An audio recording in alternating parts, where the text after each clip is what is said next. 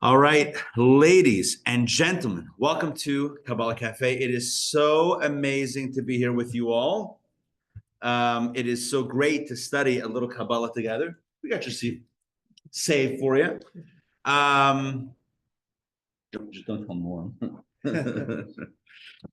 Okay, so today we talk about why angels have wings. Maybe you never thought of that question.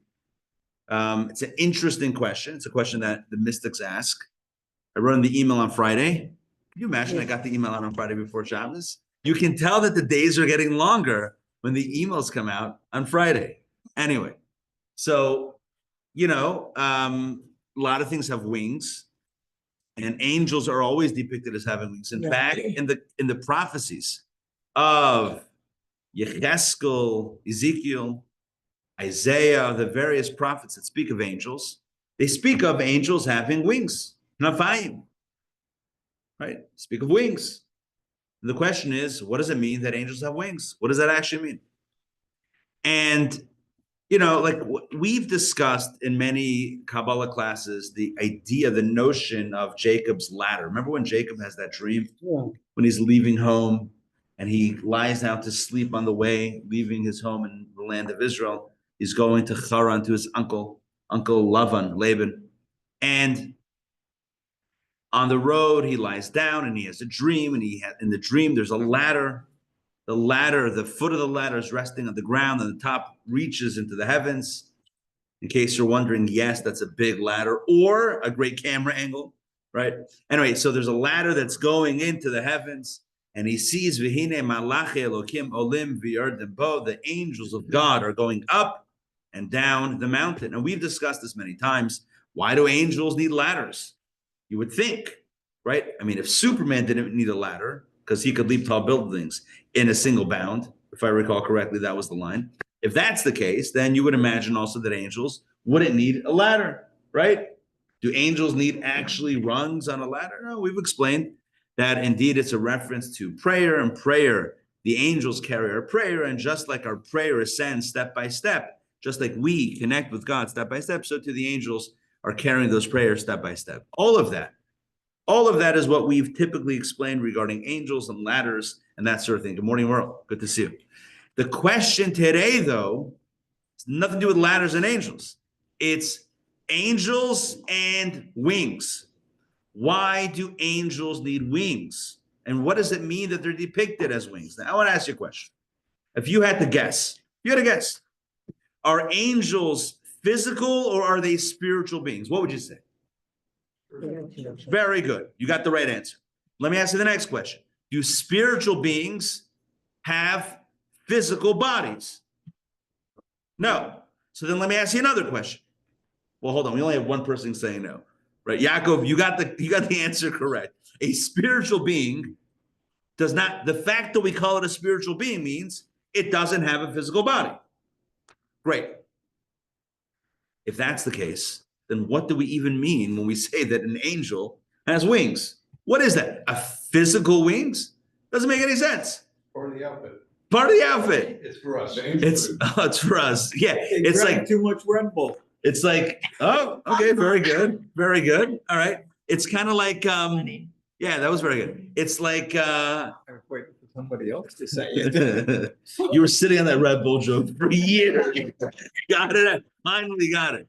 Look, you might say that no, angels are spiritual, ethereal. They have non-material form. They don't have, any physical substance, but when they show up, when they're perceived, again, they don the angel suit. I got my wings ready to go. Angels are, it's almost asking, I think I mentioned this last week or recently somewhere. It's like, what does an emotion look like? Like, what does love look like? Does love have wings? I mean, I don't know. What does an emotion look like? What is an emotion? We know what it feels like. Emotions feel a certain way. What does it look like? What does an idea look like? You have a thought in your head. What does it look like? I'm not asking what you're picturing in your mind when you think of a certain thought. That's a picture in your mind of a thought that you're thinking. But what does a thought itself look like? The answer is some things don't have physical form. Some things are non-material. Love, right? An emotion, yes, you feel it, it's towards something or someone, it's all of those things are tangible, but it's not material in the sense it doesn't have a physical form. Now, it can be manifest in a physical form. Because I love, therefore, I write a note or I do something for the other. All of that is an expression of the love. But the question is, what does an emotion look like? In a very similar vein, we might say, Yaakov. In a very similar vein, we might say, no worries, that we might say that an angel, what kind of physical form does an angel have? And why would an angel need a physical form? An angel is a non-material spiritual being, right? By definition, non-material spiritual beings don't have bodies. So then what are the wings for? I'm going to share with you. Doesn't it take a physical body sometimes to come visit us? Yeah. The angels that visited Abraham. Yeah, but those angels look like what? People. Right. But They didn't have wings. Oh, they kept it under their jacket. whatever, but they took on, they could take on the. Correct. You guys are all correct. Yes, there is a concept of an angel taking on physical form to fulfill a physical task. That is correct. However, with the one caveat that when we depict angels with wings, it's typically angels in heaven in their spiritual environs. And the question is, what wings are we talking about? Who needs wings? Why wings? Where wings? What wings? Who, what, where, when wings? By the same token, what does Hashem look like? Okay, well, that's another class. Hold on. But I'm talking about angels. same thing. But I don't have an answer to what God looks like, but I do have an answer to why we say that angels have wings. Oh, I'm gonna go with what okay. I've Go learned. with what you know. I'm gonna go with what I know. So here's what Kabbalah teaches. Kabbalah teaches the following. Sandrine, good morning. Good to see you. So Kabbalah teaches the following, that wings are not meant to be understood physically. Whoever said that wings were physical wings? Oh, when you saw painted by Michelangelo, Right. you saw the wing. Oh, well, then ask him what he was talking about. When the prophet said that they saw angels with wings, they were using human terminology to describe a spiritual phenomenon that is non-material. But how do you describe something non-material? There are no words that are non-material, because once a word is non-material, then it ceases to mean anything. If I made up a word and I said, well, that's what the angels look like, you would look at me and say, I don't even know what that means. And I would say, exactly. And you would say, that's weird. And you would walk out of the conversation, right? So the prophets tried to use language that we know to depict certain concepts that are non-material. You know, you ever heard of that idea that you shouldn't study Kabbalah until you're 40? Yeah, you know the reason why? By the way, if you're under 40, you're totally cool here. But the reason why that was a thing, or why that's been stated as a thing, is because of the danger of misunderstanding these types of concepts. When the prophets say that the angels have wings, so the young mind will say, oh, well, they literally have wings. They're probably flying around heaven. And it takes a little bit more of a sophisticated, a mind that's gone through a little bit of life, of time, a little bit of maturity to say, he probably isn't the prophet. He probably doesn't mean this literally. Probably means this conceptually. What's a wing? What does a wing do?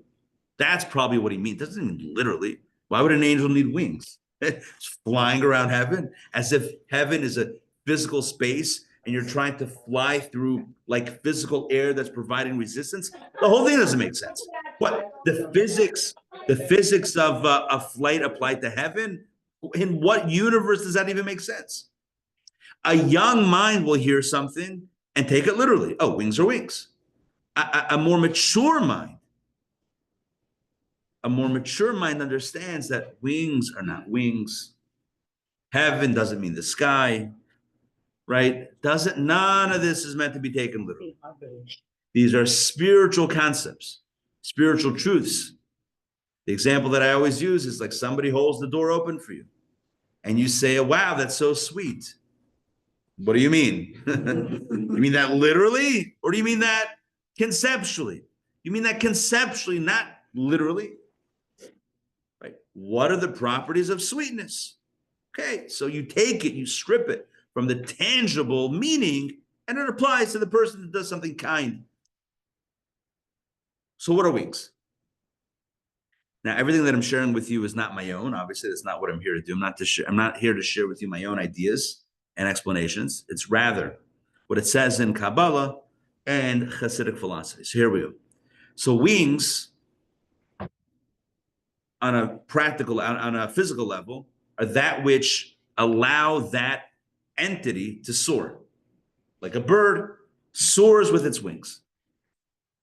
Oh, so wings, therefore, are that which enable movement, that which enable, it's really about energy and propulsion and really ascent and not physical. Remember, in heaven, it's not up or down. It's not about directional. It means getting closer to the source. What are the two wings? Kabbalah says the following. The two wings are on the right side. The right wing is Ahava, and the left wing is Yira. Ahava and Yira. What do these words mean? Ahava means love. Yira means fear, respect, awe. Let's talk about this. The two primary emotions, if you want to forget emotions, you have a magnet. You have a magnet, a very strong magnet.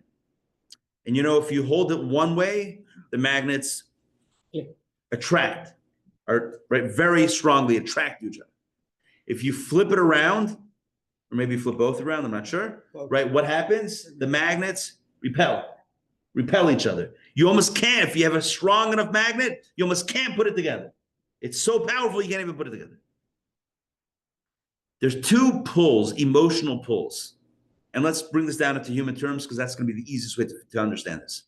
There are two primary emotional pulls or pushes, emotional energies. One is the energy of attraction, and one is the energy of rejection. One is about drawing close, and one is about pushing away from each other. Ava, love, is about getting close. Yira, whether you call it fear or respect, is about stepping away, giving space, creating space between two, creating delineation.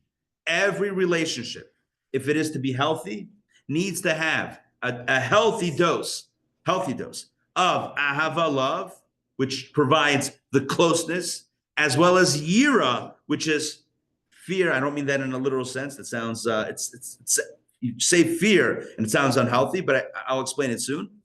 Fear, respect, awe, etc., which provides a healthy dose of space for the other in the relationship. Every relationship needs these two elements: closeness and space. Closeness is great. Too much closeness is not great. It's suffocating. Space is great. Too much space, and I forgot what your name is, right? You need both. You need closeness, and you also need space. These are the two wings that balance each other. Now let's talk about this. Let's break this down further. That's all the general introduction. So I thought of many different ways of approaching this, many different analogies and examples. So I'm just going to throw out one of the several in my head, and let's see if this works. In relationships, maybe not relationships, in development, human development. So typically, what's most important is a foundation of yira before ahava, respect before love. So let's use a parenting example.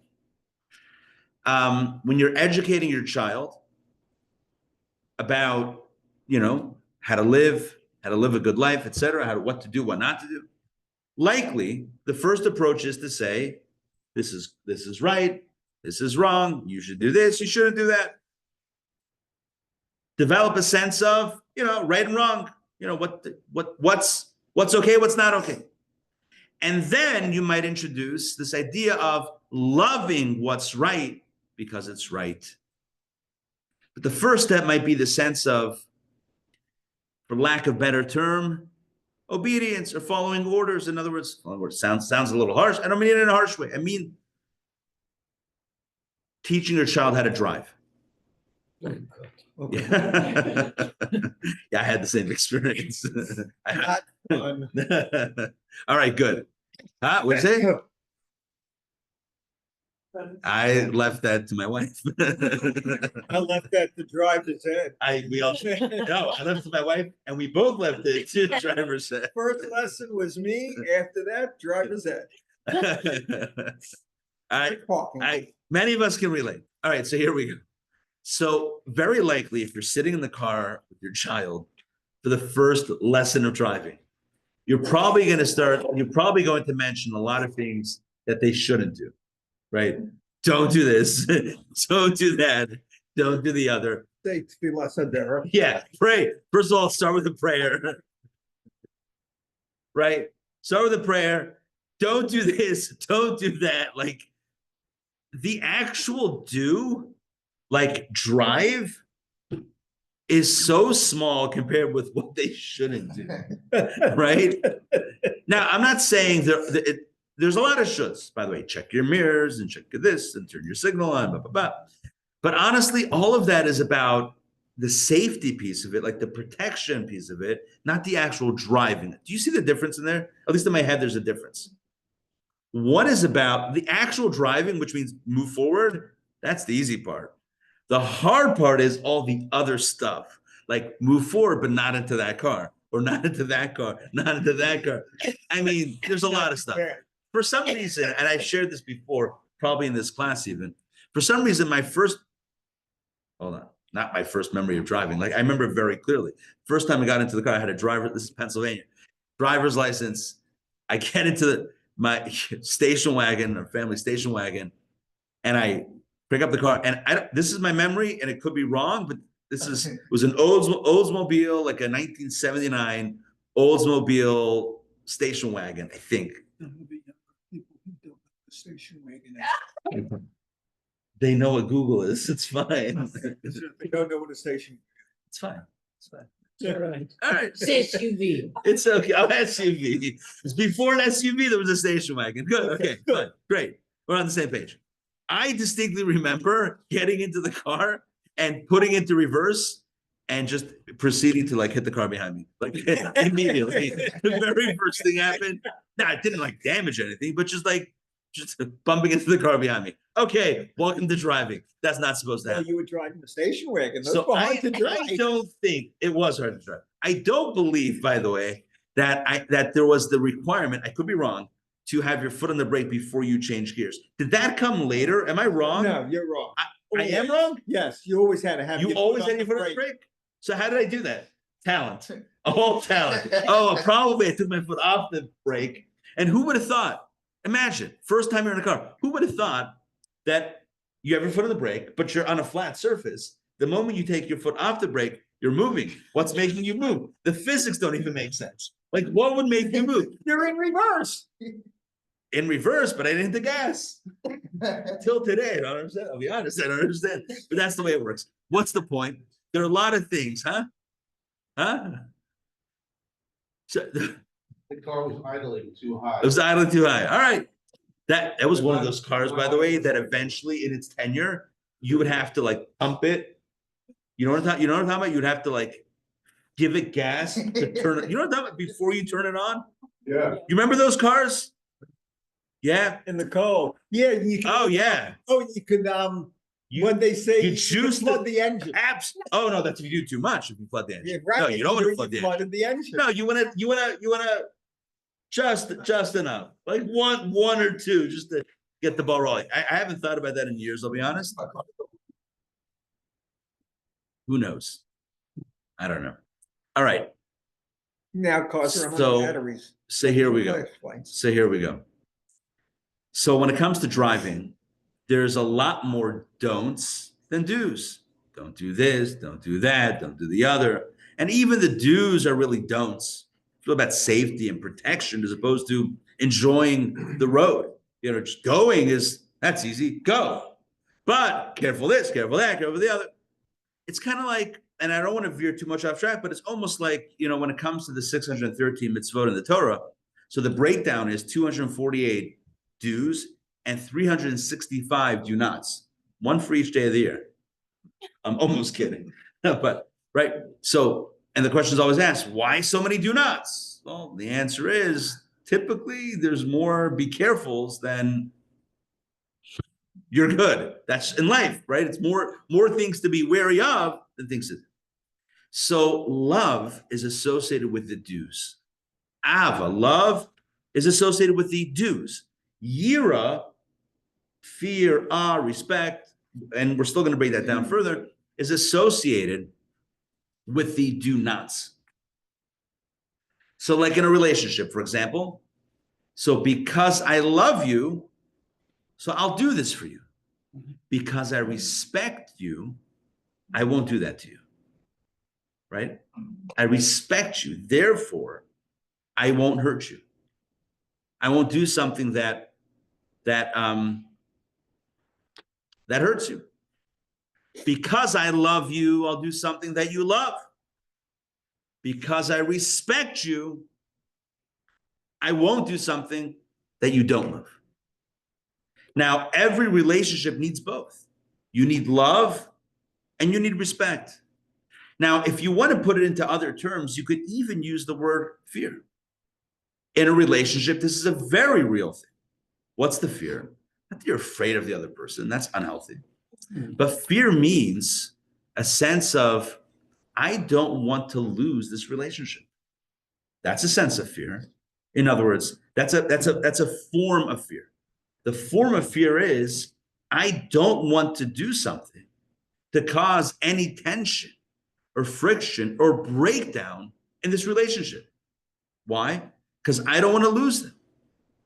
I don't want to hurt them. You're afraid to hurt them, afraid to do something to distance them. You don't want to distance them. So now, is it technically fear as in like trepidation? No, it's not that type of fear. It's a type of respect. It's a type of, I don't know what the right word is. It's a type of, I guess respect is probably the best word. That keeps us where we need to be in various relationships. It's the same thing with our relationship with God, right? Hashem says, I want you to do these things. These are positive mitzvot, positive commandments, right? Do this, do that, do the other. It makes you a better person. It makes the world a better place, and it makes me happy. And we say, God, I'm in. I'm doing it. And then God says, you know what? These are things that I don't really like. They're not good for me. They're not good for you. They're not good for the world. Stay away. Okay, we're staying away. Why? We respect God's opinion. We respect that God asked us to not do that, so we're not going to do it. Where were you when My you got wife- married 3 times? With this advice. Could have cut it down to 1. All right. Healthy boundaries. We're gonna set up a healthy boundary now. Yira, exactly. My wife has a very strict no soup slurping rule at the table. Right. This is a legit thing.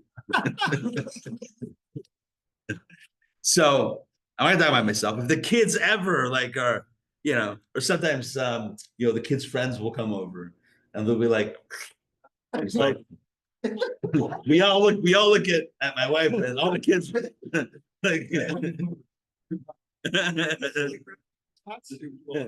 What's the hot soup law? You don't know about hot soup law? I'm about to find out. Yeah. Oh, when his soup is served at his house, You got to eat it hot. you do not have to wait. You have Perfect. to wait. It's hot. Eat it when it's hot because of shalom bias. I feel like, He got that from his father. but I feel like this is a little bit different. This is So here's the thing. So there's certain things that people want, because they like it, and certain things that people don't want because they don't like it. To do what a person wants or likes because you like them, because you love them. To not do what they don't like is because you respect them. Also because of love, but it's primarily driven by respect. Don't push their buttons. Yeah. Right? It's like respect them. Makes sense. And the table is quieter. It's a good thing. It's a good thing. All right. So what's the point?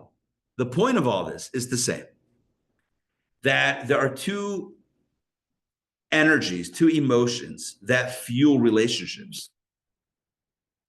A relationship that only has love but no respect,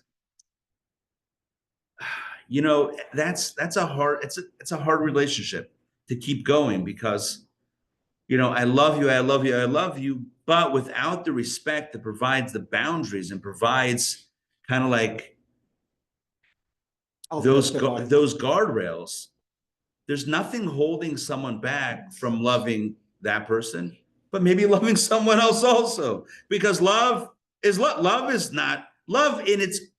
by itself is not defined, and the parameters of love, that's all the yira, that's all the respect piece of it that keeps it, you know, focused and centered, right? The other piece, just love.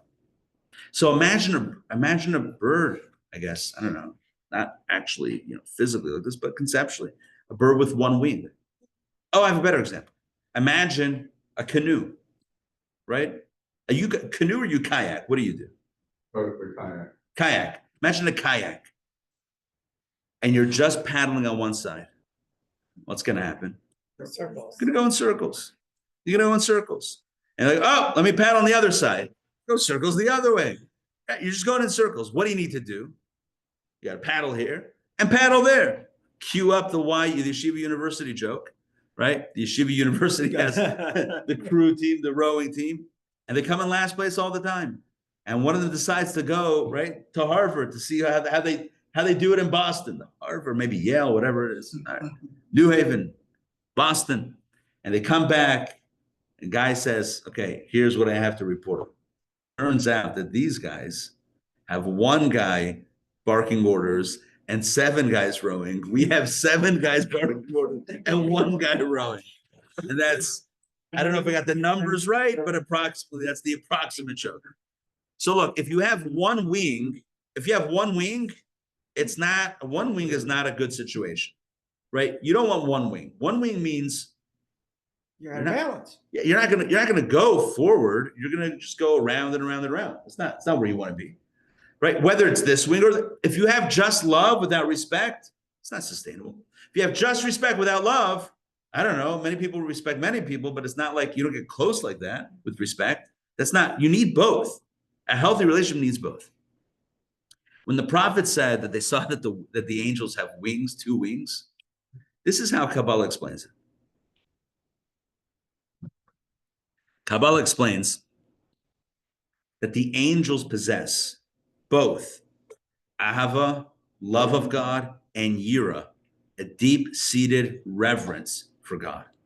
Angels in heaven, and it's hard to not depict heaven as the place that we've always seen depicted, fluffy clouds, someone on the harp or whatever it is, right? Some music, angels flapping around. It's not like that. You've heard it here first. You just shattered my life. Indeed. Okay. So, you know, when you picture an angel in heaven, rather than picture them as a white fluffy creature with 2 wings, picture an angel. I mean, not literally picture, but imagine that the angel is a spiritual being that has a deep understanding of God and therefore a deep love for God, as well as a deep understanding of God that leads to a deep respect for God. The truth is, in a relationship, the closer you get to the person, ideally what should happen is you become more fond of them and you respect them more as a person, right? That should ideally, the holy grail, right, of a relationship is that the closer you get, the more you should like them and the more you should respect them. Those are the two elements. What else do you need? You like them, you respect them, you'll do the things that they like, you won't do the things they don't like. That's it. That's a relationship. I'm not trying to minimize. I'm just saying that's the core. When we say that angels have wings, what are we really, two wings? What are we really saying? Angels have a relationship with God in these two emotional modalities. They have an immense love for God and an immense respect for God. Like I mentioned before in chapter 41 of Tanya, the author actually writes this.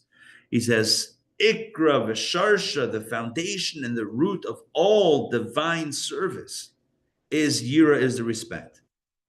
Can't wait until we have the love. And like, if I love God, if I'm in love with God, then I'm going to follow, I'm going to do the right thing. First thing we need, this is now we're talking about humans now. Talk about angels, now we're switching to humans. When it comes to humans, the first step is always the respect. The first step is always recognizing that there, right versus wrong, the sense of even if I don't appreciate it, this is still the right thing to do. It's kind of like you tell your kid to look both ways before crossing the street and they tell you, but I don't want to. And you tell them, but you have to. Yeah. The foundation in life is always, you have to. Not in a harsh way. Not in a, what's it called? Not in a dogmatic way, not in an angry way, not in a forceful way. It could be kind and gentle and loving, but the message is, even if you don't understand why it's important, it is important. And I need you to respect that. One day you will appreciate it for yourself and you will come to love doing the right thing. Right now, it's important that you stay safe. Yeah. What about Sartan? He didn't respect Hashem. He argued with Hashem, and he basically said, you think this guy Job is great, but he's only great because you gave him everything. I don't know if I would call that behavior respectful. So you're saying as an angel above who's arguing with God. Right. Like, do all angels have both the respect and the love? Because it sounds like he didn't. So when it comes to right, but I thought angels don't have a choice. They just are. Clearly, most angels do not have that level of free choice like human beings. There are select stories where we encounter angels that appear to have free choice. I don't know that I have a good explanation for that or a good understanding of that, but by and large, angels are almost like pre-programmed like this divine is their energy. Ideal. This is their ideal. This is their baseline. And they're just gonna operate in that space. It's kind of like, it's just in that space. Can we imagine a concept of a program, like, not to throw AI into it, but like AI that at some point goes rogue or whatever? Maybe I don't know. I'm very hesitant to give an actual answer for that. I think it's a better question than an answer that I can give right now. I have to look into it. But by and large, angels are doing their thing. We read about angels in the prayers. They say, Kadosh, Kadosh, Kadosh, holy, holy, holy. They're in love with God, the Ofanim, the Srafim, the Chayot HaKodesh, different angels. We speak of 3 different types of angels in the morning liturgy, in the Siddur. By and large, angels are doing their thing. And they're filled with this love and respect. You're right. What about the angels that are spoken of as kind of like standing up or defying or whatever?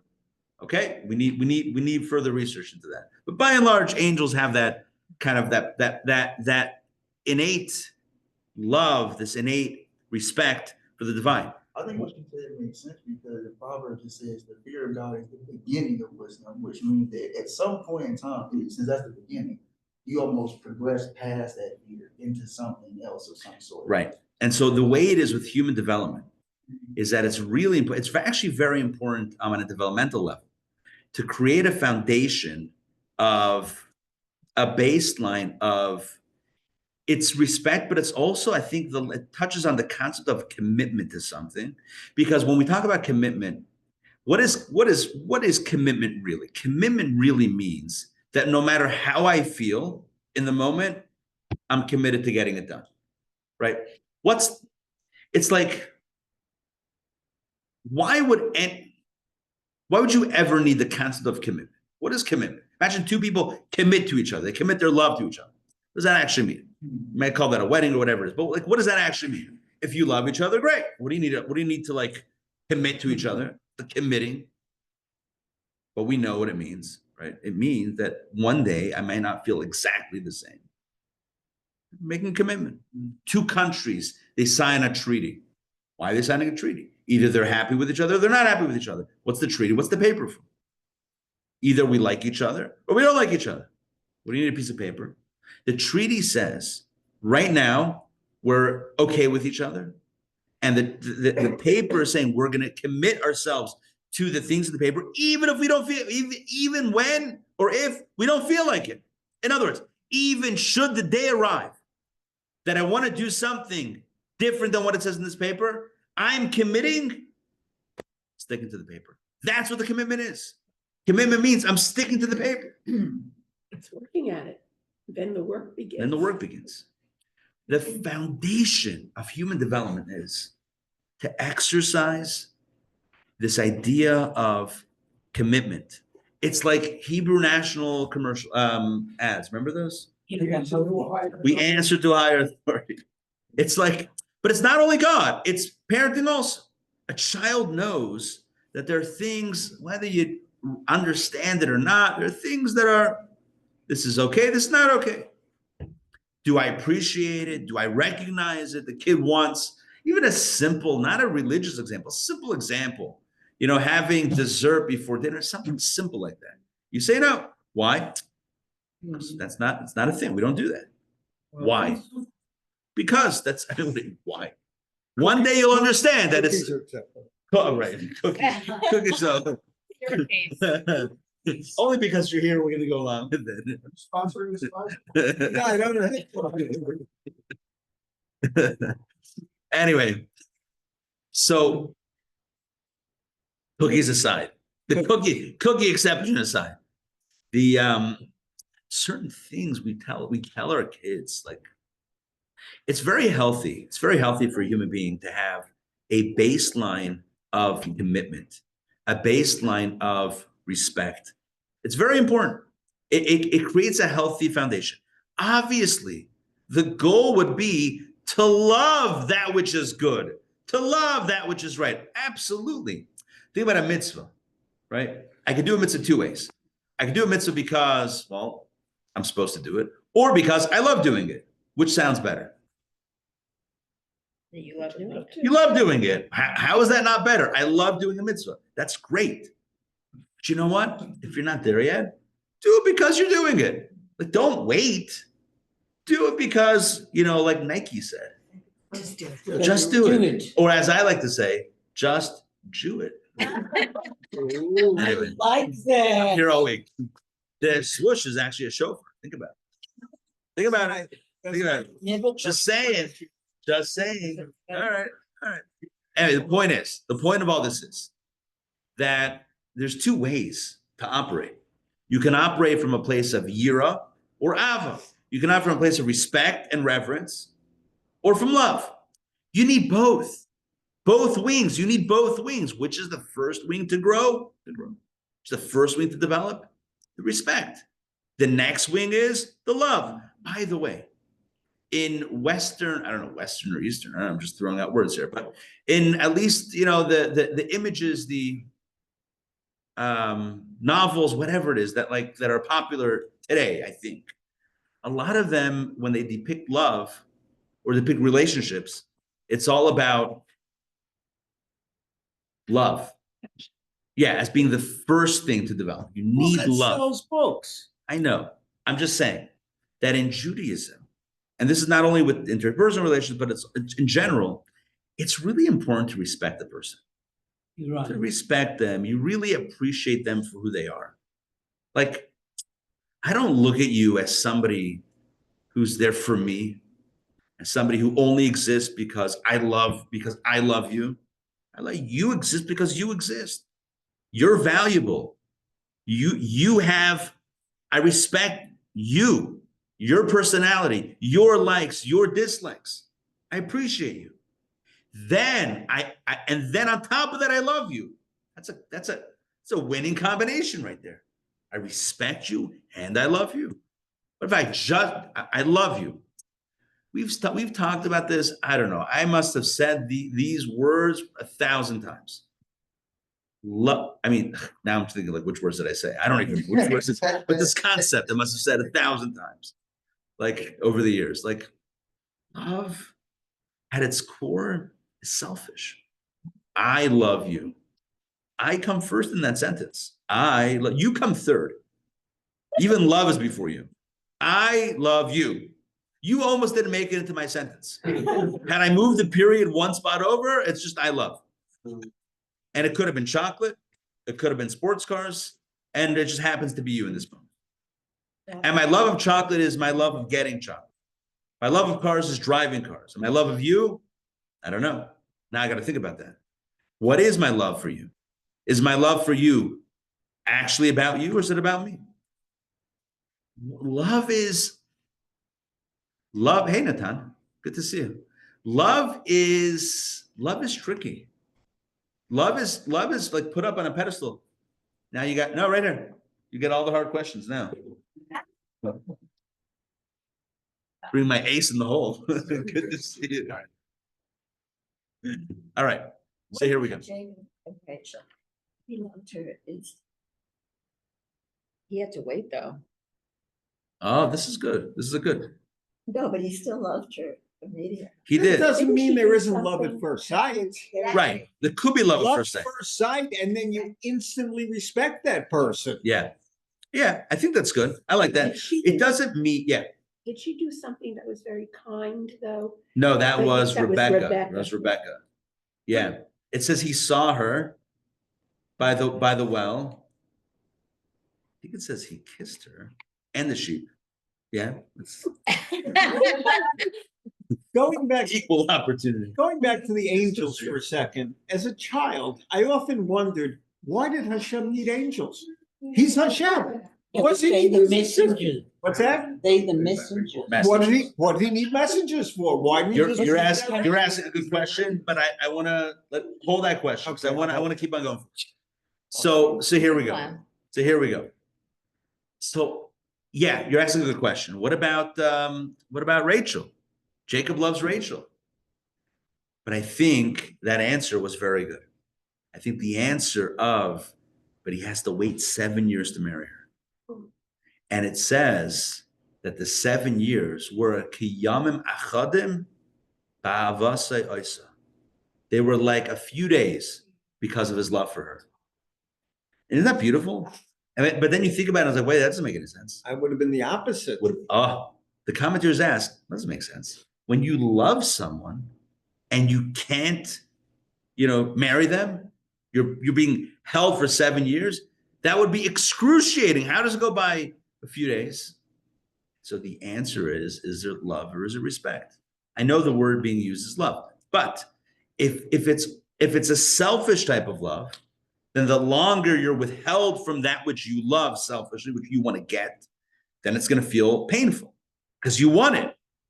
As opposed to if that love is predicated on respect, and this is the time that she needs, then that's cool. You're totally cool with that. If that's what you need, I'm not putting my own interest before yours. I respect you, right? What her father did. Well, yeah, but in that case, what her father, it's what was needed in the moment. It's what was needed in the moment, yeah. But didn't Rachel, I mean, I read this or heard this somewhere, that Rachel put Leah in front, to marry, that she did this for her sister. Yeah, that's already getting to the story of that's already going to take us too off kilter. The point of this is that love is great, but it's only one wing. You need the other wing, which is the respect, the yira, the respect, the awe, the reverence. The fear, not fear in an unhealthy sense, but the fear of, I don't want to do something to hurt this person. Like, I'm afraid to hurt you. Not like shaking, but like, I don't want to hurt you. I don't want to do something that you dislike. I don't want to let you down. You can call that fear. And then there's love. We know what love looks like. So the love is the attraction. The fear is the space that we give. It's kind of like the walls around the relationship. It's interesting because in the Jewish wedding ceremony, so there's 2 steps to the Jewish ceremony under the chuppah. Yes. There's what we call kiddushin. No. No. No. Ari at Mukadesha. It's always you first. But under the chuppah, under the wedding canopy, there's 2 things that are happening. The first is called kiddushin, and the second is nisuyin. Now, most people, you show up to a wedding, whatever. It's you don't see the distinction between these 2 things. But if you pay attention, you suddenly realize there's 2 things happening. The first step is punctuated by the ring, by the groom giving the ring to the bride, saying the words Hariyat Mukadeshat Li Kedat Moshe Yisrael, right? Giving the ring, and there's a blessing, and there's some wine that is sipped. And then following that, there's the reading of the ketubah. And then following that, there are the 7 blessings that are recited, with another sip of the wine afterwards, followed by the breaking of the glass. The ketubah, the reading of the ketubah, delineates between part 1 and part 2 of the ceremony. In older times, not going back even that much, a few hundred years, they would actually have 2 separate dates upon when those 2 halves of the ceremony took place. The kiddushin took place on one date, and in many communities, for a long time, there was a custom that 1 year later, full year later, was the nisuyin under the chuppah with the second half of the ceremony. What does each half do? Kiddushin basically makes this couple exclusive to each other with the exclusion to anyone else. The nisuyin, the second half, permits them to be with each other. The first step forbids anyone else. The second step allows them to be with officially. Now you 2 are connected. It's interesting though. The first step is almost like the respect, the boundaries. Second step is the actual connection, the love, the connection, the closeness. What about Tanayim? So that's already that's a pregame. That's pregame. That's like we're gonna an engagement that is binding, whatever. But that's already that's before. But the 2 steps are kiddushin and nisuyin. Kiddushin means sanctified, sacred. I guess you would say exclusive. It has that yira connotation. Nisuyin is the ava, the love connotation. And the order is very specific. We don't begin with the connection before we begin with the respect and the exclusivity. It's very important. The way the order works is highly intentional and very important. All of which to say, angels have 2 wings, aside from rogue angels, right? Most angels are permeated with these 2 emotions toward God, the love on the one hand and the respect on the other hand. These 2 emotions are what move an angel close to God. And this love and this reverence actually grows and increases day by day, minute by minute, just like in any relationship. The closer you get, the more time you spend with the other, the more you, ideally, optimally, the more you should respect them, and the more you should love them. The more you know about them, the more you should gain respect for and love for the other. That's the way it works. That's the way it should work, at least ideally. With angels, that's the way it works. Every day, every moment, the angels, again, I'm going to use, I did air quotes by angels, I didn't mean that. Angels use their wings to get progressively closer to God. Not that they're flying up to God like we would, because there's air in heaven that you can push against come on. Seriously? No. but they're using, huh? Wow. Yeah, right. So clearly there's something, right?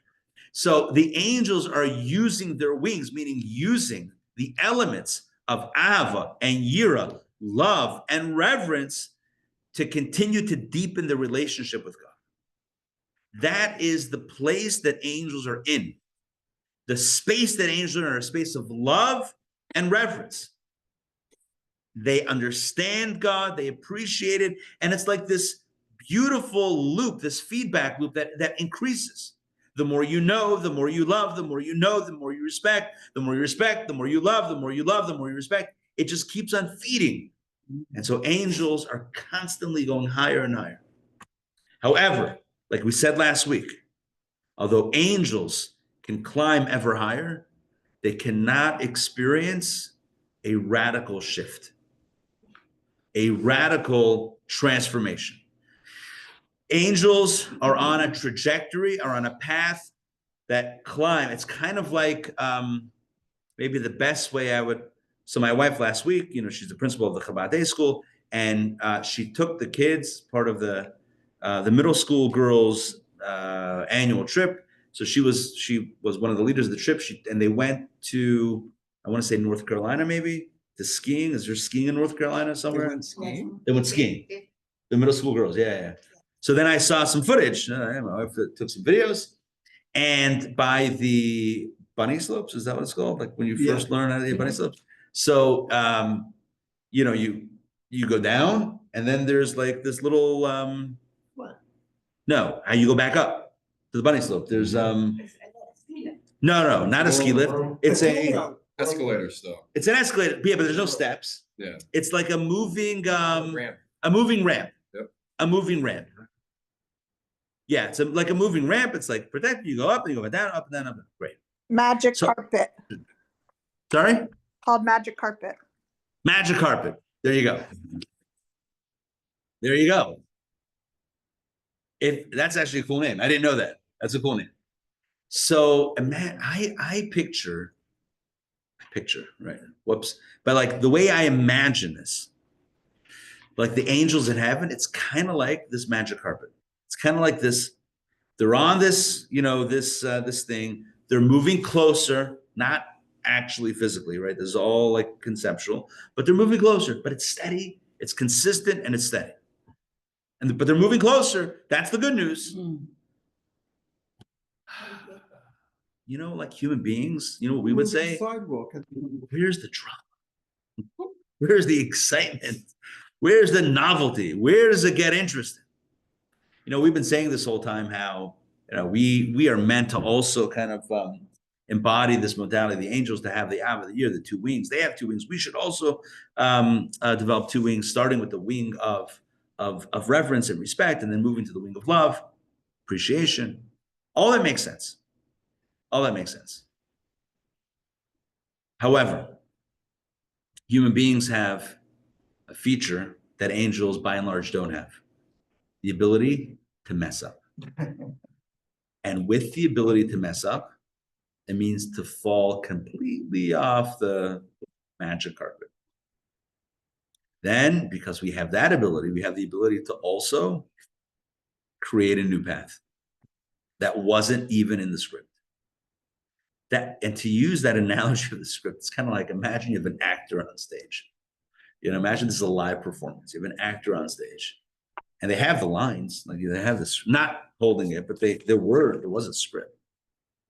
Imagine you're the director, and the actor gets up there, and you can see in the actor's eyes, they have completely forgotten their line.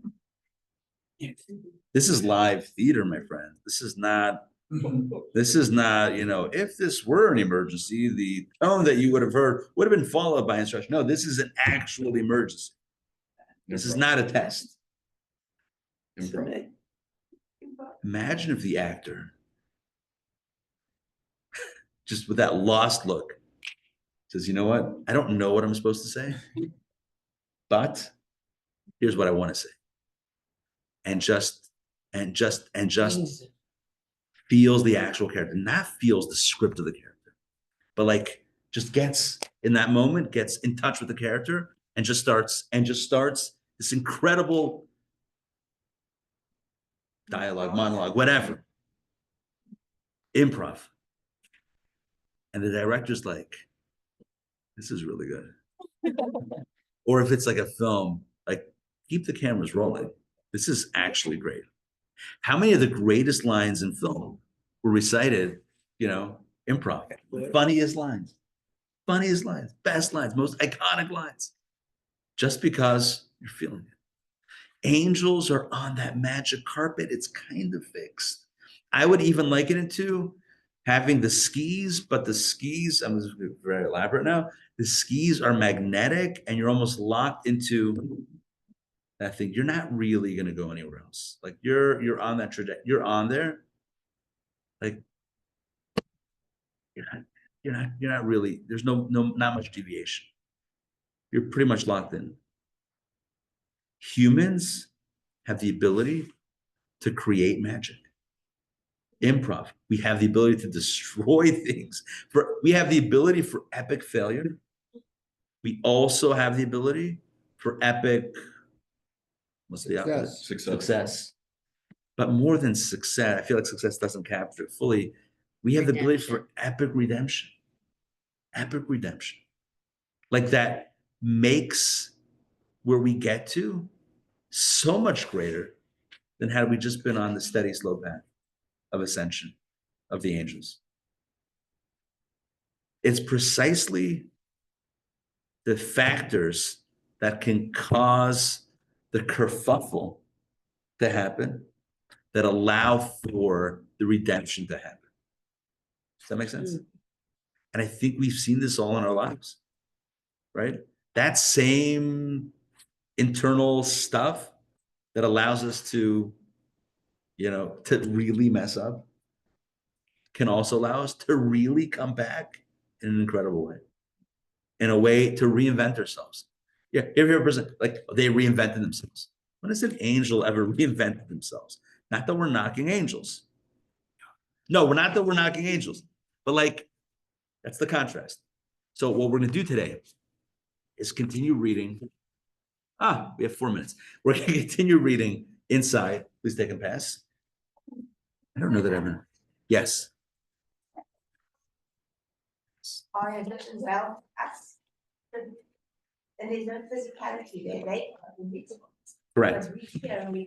Correct. Yes, that is tied into it. An angel, when we say that an angel cannot do a mitzvah, it means it's on a very simple level. There's no choice in doing a mitzvah. So all of the closeness that they have is all inherent. It's all natural. It's all pre-programmed. They're on the magic carpet. They're locked in. The skis are magnetically attached. They can't go anywhere even if they wanted to. They're locked in. When we say that we have the ability to do a mitzvah, it means that it's born of choice. By the way, you're touching on something that's phenomenal, which is, where does God get more nachas from? I don't know what the word nachas means. Nachas means joy and pleasure. Right? From the being that couldn't have chosen in any other way, or from the being that, totally chose. I've said this example also many times. If you program, if you create software that every day, 10 a.m. sends you a text message, hey, how's it going? Hope you're having a great day. And then you get that message that you pre-programmed. How good are you feeling about that message? It's nice that the program works, but I don't actually feel like someone cares about me because I made that. But if somebody of their own free choice, doing their own stuff, being able to do anything at that time, chooses to think about you and text you, feels good. God created a wild card. The wild card. Do anything. When we choose him, when we choose to put on those wings, I got some in the back. Kidding. But the wings, we choose to put on the wingsuit. Like that guy, like the Red Bull guys. You ever see those videos? Between the canyons, like, oh my God. Put me back on the bunny slopes, yeah. When a person dies, becomes an angel, do we also go on that magic carpet, or is that count? I haven't seen that idea of becoming an angel. What do we do? I don't think we become. I think the soul returns back to its source. Yeah. But let's keep. You're gonna go to heaven, they're gonna issue your wings. Hold on. Let's not crush his dreams now. 1 second. Hold on. Maybe All right. an angel to begin with. Oh, that's so sweet. This is called power of return. Power of return.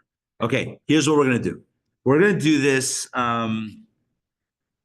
We started chapter 4 last week. We're gonna start on page number 74. All right, we're gonna do this. We're gonna do like a page or so, and then we're gonna close it out, hopefully with some inspo for the week. That's how we roll. Page 74. You guys see that? Fulfilling the divine plan. Online crew, I am putting this up right now. Let's go. All right. Let's go. This is the purpose of the soul's descent into the body, to reach this degree of yearning with all your might. In other words, it's precisely the descent of the soul into the body, which means its potential for absolute failure. That's what propels it to a greater degree of yearning. That's what creates the possibility for redemption, the redemption tour with all your might. For regarding the soul while still on high, the verse says, as God before whom I have stood lives. Stood. Standing, amidah, as it applies on high, refers to the concept of nullification, i.e. the nullification, bittul, expressed by the soul's love and fear of God.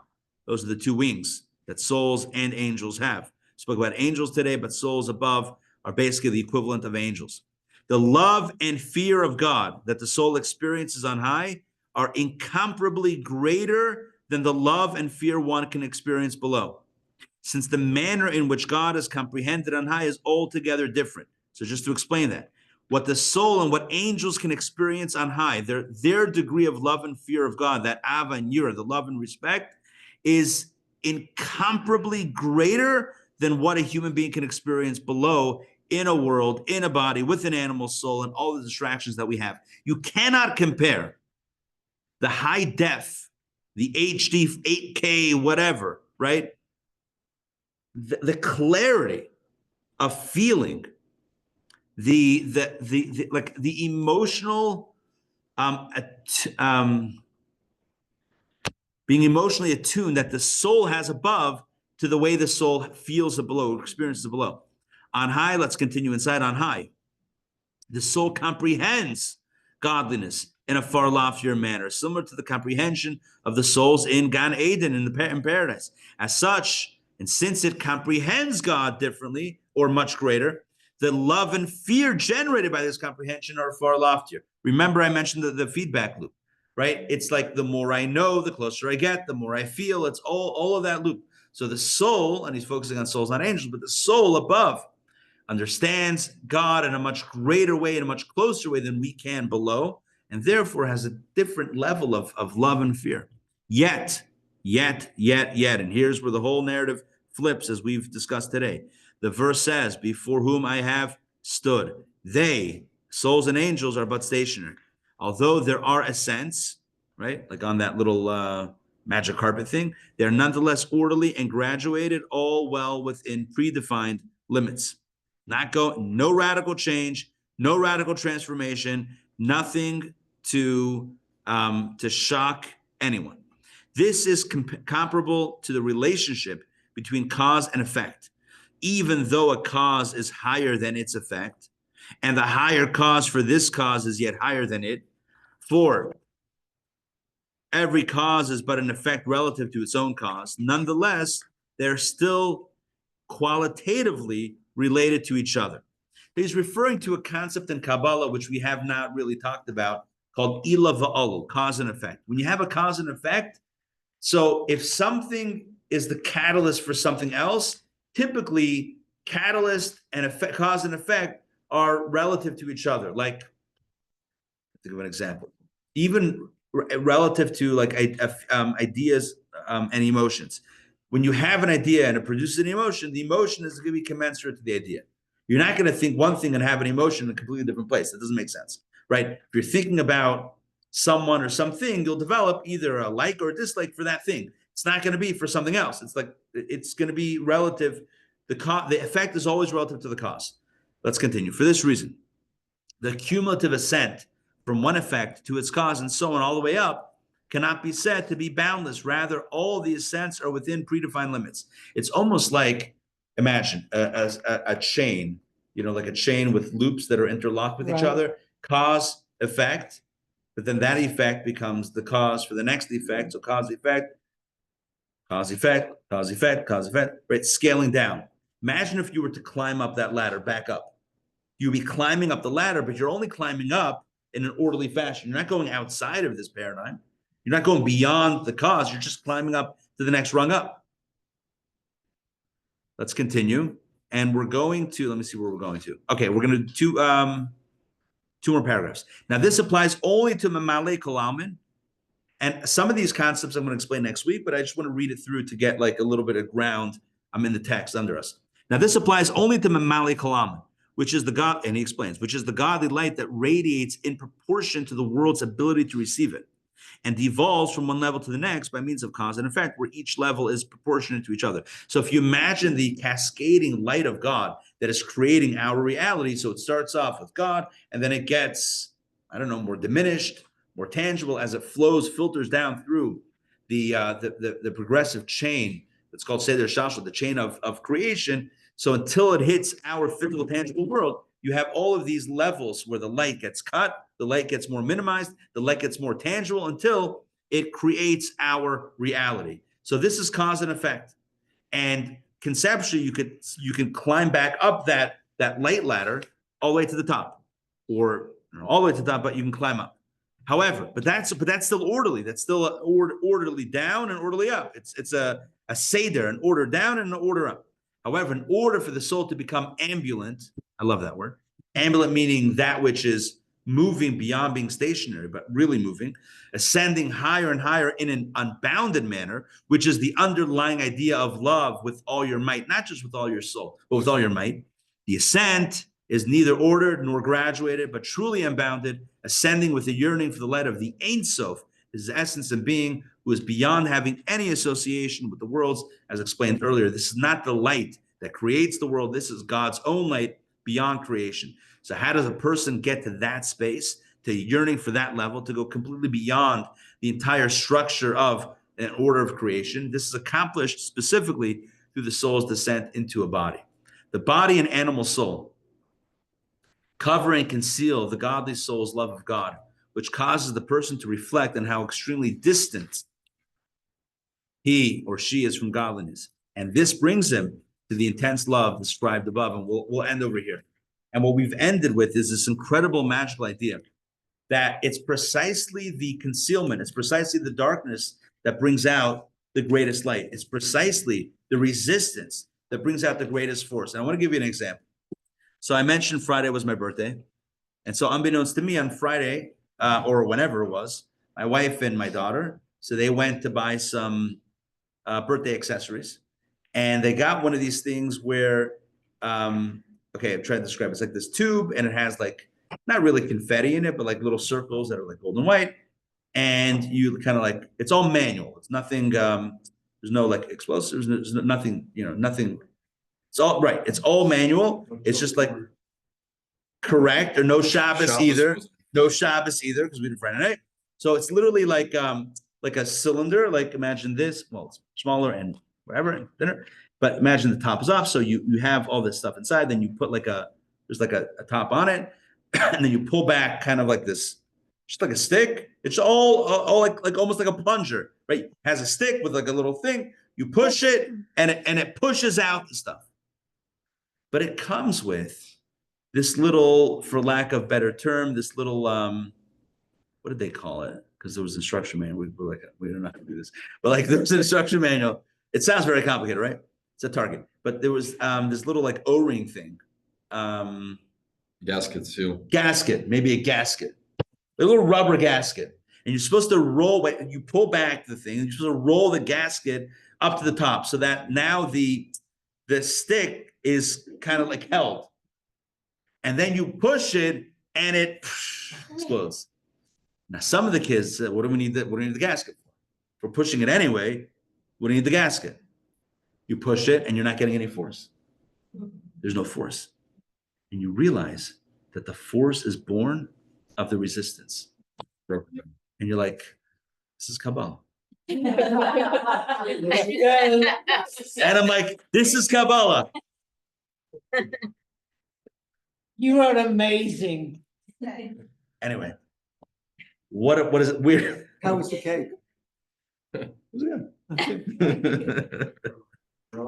Here's, yeah, I have an amazing example. All right, so I'm recovering from a broken elbow. yeah. So I'm trying to get full extension. I've been pushing down and they're like, no, that's not how you do it. So I'm trying to force it in the direction I want it to go. They said resist. Put resistance so that you're pushing where you want to go, but you have resistance. And then when you release the resistance, then you have movement. And they say, keep doing it. Kabbalah. And then, so push in the opposite direction to allow the muscle to work, whether it's a spiritual muscle or whatever. Yeah. So that you can have the force to go down, because you're not pushing against it, you're actually helping it by pushing it. Right, the opposite direction. Versus forcing it. It's kind of the greatest secret of life that we often, ironically enough, resist. Who wants resistance? We all want smooth sailing. The message of Kabbalah is smooth sailing we'll have after 120. Kabbalah PT. Huh? Kabbalah PT was there. Yeah, right. It's Kabbalah PT. You want easy? You want no resistance? You'll have plenty of time for no resistance.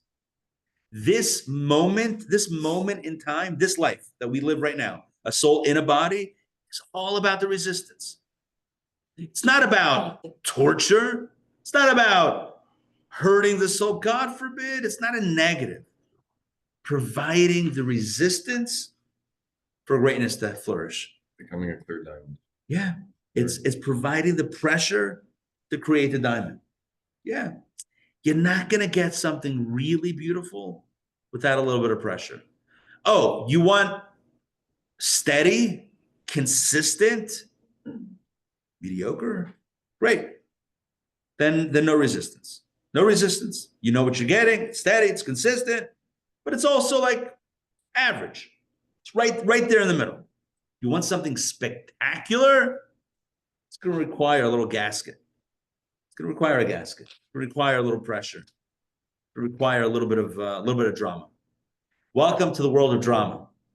I am not your guide or your host. I am just a fellow traveler, hoping to share inspiration from the wisdom of our sages.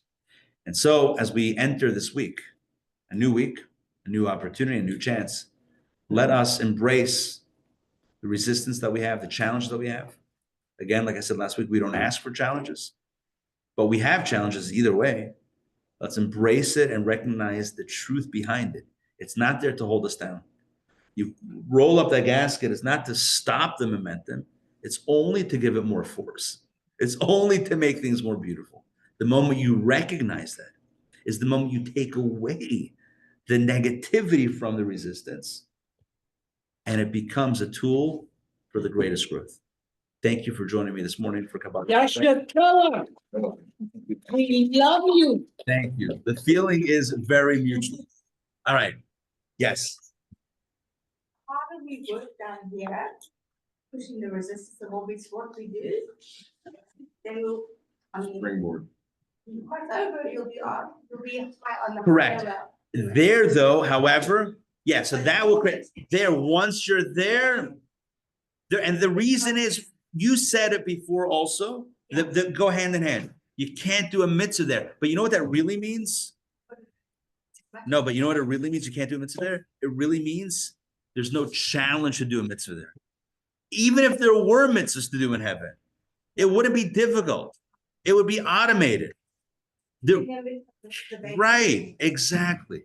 Not that it doesn't have value or meaning, but it doesn't have the same as when it has that resistance. Is that an Air Force cap? Love that. I saw it. I was turned around, so I'm like, is that a Dodgers? Like I couldn't see it. That's not Air Force. Not Abercrombie. Very nice. Very good. Yes. Oh, Alex has a question. I'll get to you in a second. Yeah. Yeah. Is it possible the angels have, and they, isn't it easier for the angels because they have absolute knowledge? One second, hold on one second. Hold on, stay here. Folks, before you leave, a quick announcement. Number one. Due to requests, we got a coffee machine, so hopefully that was an improvement. Second of all, I do want to mention there's a book that I helped write. It's a bit of a multi-year project. It came out, I think I mentioned when it came out. The book is called Letters for Life.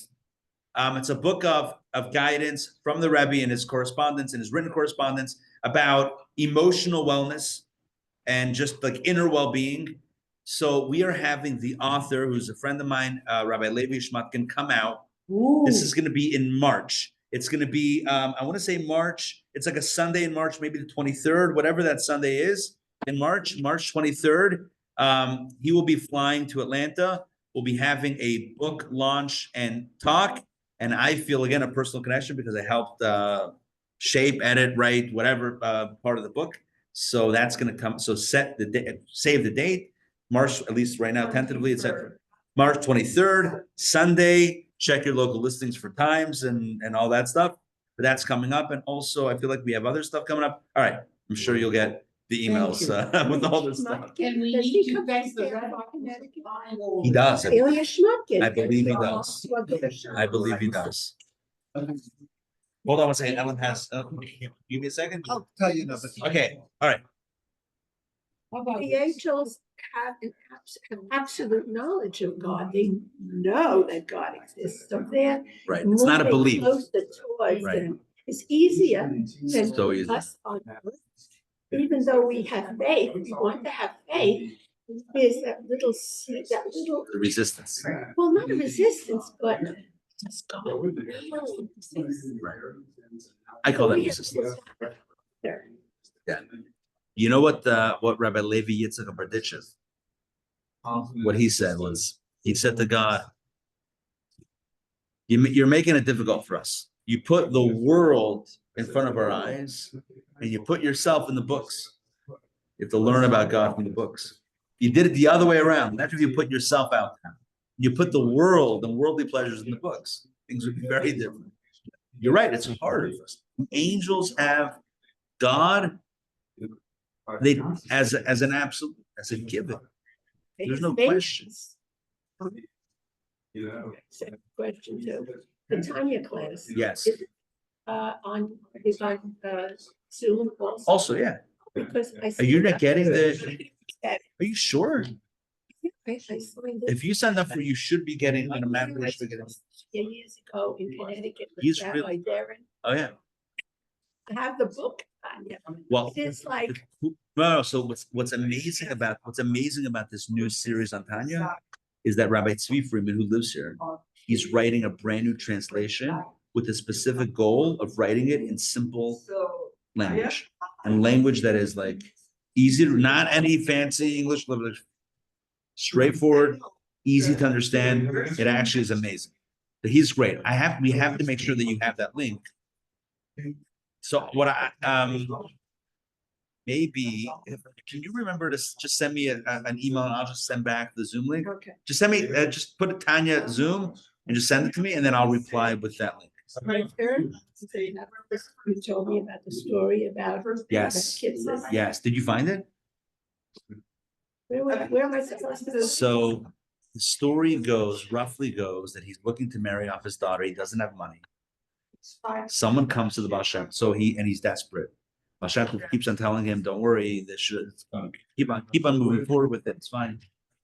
He doesn't have money. He's panicking.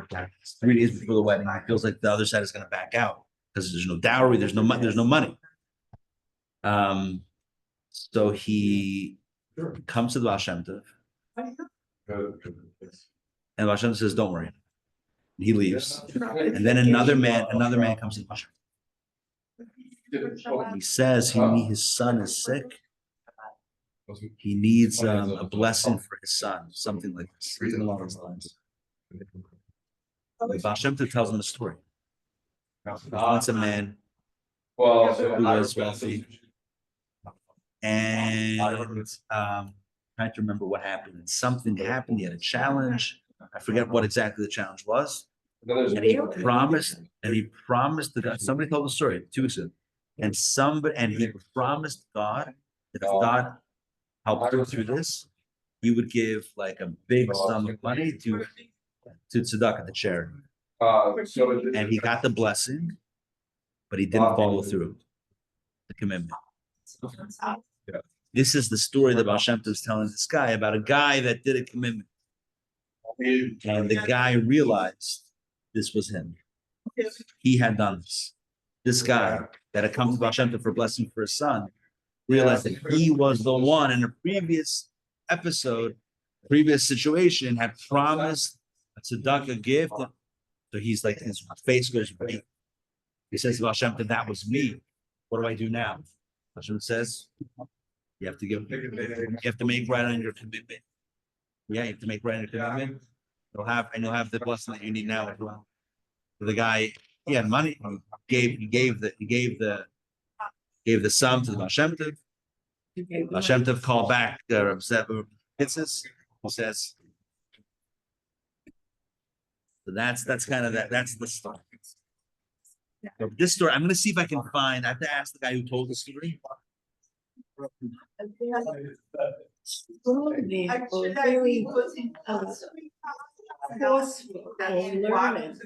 Clearly had a very close relationship with Baal Shem Tov. So that's pretty incredible. This is your great whatever grandfather? He is my ancestor. Is your answer? Everybody with the name Kitsis, and many Kitsises have changed their name. Curtis, Kay, and Kitsis is spelled any number of ways. Right. I'm going to see if I can find that source and then send you the source of that story. Really? It's family. That's It's incredible. Get together. That's In fact, incredible. we had one we made one in New York. Arranging all of this in New York. And many people. came That's to very special. Yes. Very special. All right, good to see you. Dr. Alex. Hi, Rabbi. Hi. Hey. Hi. I wanted to thank you so much for this amazing teaching. And in particular, for the first time, I really understood what it means to love God with all your might. And you know, I had understood the words, but what came through today is what it really means is what precedes all your might is with all your soul, and all your might is with your intellect, with the essence of Chabad. To your consciousness is why we're here. The soul, the all your soul is what we've always known. And isn't this the essence of Chabad, which is to use your intellect in addition to your soul? Yeah, that's so profound. I love that. I love that. And I also love this idea of the greatest force coming through that resistance. It was like on such stark display with that little, tchotchke. It was like, I cannot believe it. Add a little resistance and your force is magnified exponentially. Without resistance, you can't get force. There's something about the resistance.